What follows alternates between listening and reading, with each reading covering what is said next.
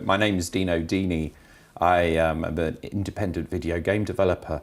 I've been doing that for 35 years or something. What I was born to do, I should think.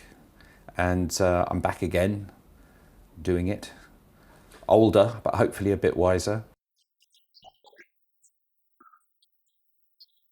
From an early age, I was into technology. So my father was an engineer. And then for some reason, my parents were both Italian, moved to England. That's where I was born. I was playing around with electronics at the age of 5. So the thing is that what I like to do is I like to make things that were alive, if you know what I mean. I remember being in an amusement arcade, and we can date it because one of the games was Blockade, which is actually Snake, right? There was also Space Invaders. It's fascinating, isn't it? I did play them, but when I played them, I said, I want to make them. That was very, very strong feeling. It wasn't enough to play them, I wanted to make them. And the motivation was to make something that's alive. When I got to about 13 years of age, it became possible to own a computer. So this was really weird because it's like computers up to that point were ridiculous things that only scientists and very rich people could have anything to do with. But they came into the home in this weird way. It was affordable. I remember 13, I was working on the Acorn System 1, 14 on the Acorn Atom. The first published games were dated 1980, so that would have been when I was 15. I was making some money, but it wasn't to support myself. But I had to go to school, right? So basically the story is I finished school and then my parents wanted me to go to university. It's probably good that I did. When I left that, I'm 21 years of age and I find a job repairing computers at a place called Silica Shop in Sidcup. You know, eventually I wanted to get back to making video games. And so one of the clients of this place that we were repairing computers for was called Anco. And they were in Dartford, which is sort of the east, sort of southeast of London. And I said, well, I'll go and visit them. And so I met Anil Gupta of Anco. I said, look, I want to get back into doing games. I'm really good. So he gave me a conversion to do. So basically I quit my job and became full-time. So the answer to the question then, when did I become full-time? No, it was 1988 on the 1st of January. And that's the day I started work on Kickoff. It's not the first game I did, but it's the first game you could say as a professional supporting myself with my work.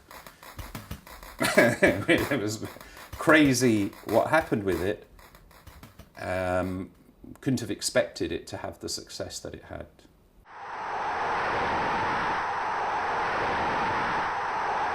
Anil Gupta wanted a football game. I remember he was saying, you know what you're doing. I said, so what do you want me to do? And he said, well, I've been looking at football games and they aren't very good. Oh, okay. It's a challenge.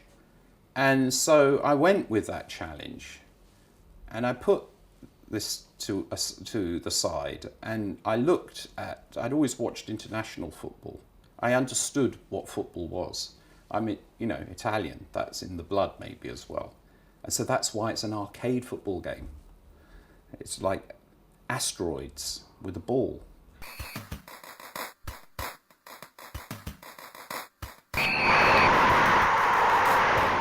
It's alive, has a life of its own, and you work within it, and everything is fluid, smooth motion, responsiveness. You make your decision, you succeed or you fail, down to your ability to hold it together when you're under pressure. I think a lot of the early games were like that. I had to program that in assembler to make it run fast enough on these machines.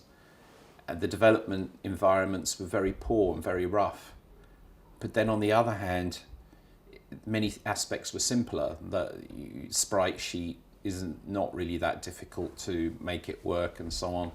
So it's a thing about design. Design is all about getting from a situation with massive possibilities down to only one. That's your job as a designer, is actually to cut stuff out. And the more you have to cut out, the bigger your work. Back then, the constraints of the platform and of my knowledge and abilities actually meant that a lot of decisions were easier to make, if you know what I mean. And so that kind of compensated for the fact that I was working in assembler on early platforms, and it was slow and didn't have any hard disks. It was all on floppy disks. I mean, it's crazy. Anko were a very small company, and they were not in good financial situation. And I was developing it for free, if you know what I mean. So I didn't have any advance. And Anil was keen to get the game published. And I started to get pressure at the end of that 15 months, even though he hadn't invested anything in it. He was telling me, yeah, it was really positive feedback. And that was the first sign that I had that actually this was something good, But he had the connections with the distributors, and so he used that. And I think when they saw that the game actually had some value, it was weird because I didn't see it. I said, okay, it's just another game, it's just another Asteroids. What was there to be excited about? Asteroids, but it's football.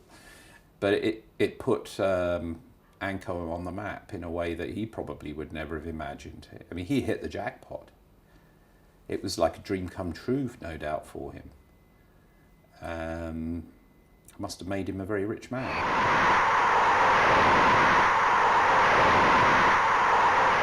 I don't have any real figures, but we can summarize it all by saying that for a period of 2 years, Kickoff and Kickoff 2 were in the top 10 on ST and Amiga every week in many territories and so on. And so somebody could make an estimate of what it took to be in the top 10 for 2 years.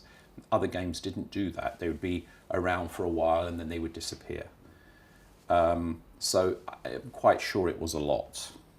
The young devs of today need to understand that success is a double-edged sword, and if you don't look after the sword and handle it properly, it will cut you. And there's a lesson here. It's like, and I would say this to any independent game developer, don't ever do what I did and just go entirely by trust and not really look after the business side of it. It's so tempting to just say, okay, on the release, let's agree, you pay me some money, we do this, blah, blah, whatever. And then not check up on the sales figures and not make sure that the IP is respected, that the publisher isn't going to go and release the game, get the game made on other platforms without your involvement and all of this. Of course, I didn't care because I didn't know it was going to be big. That's my point. It's like you might make a monster. And that's what I did. I made a monster. If I'd intended to make a monster and succeeded, I might have taken some precautions, or if I thought it was going to happen.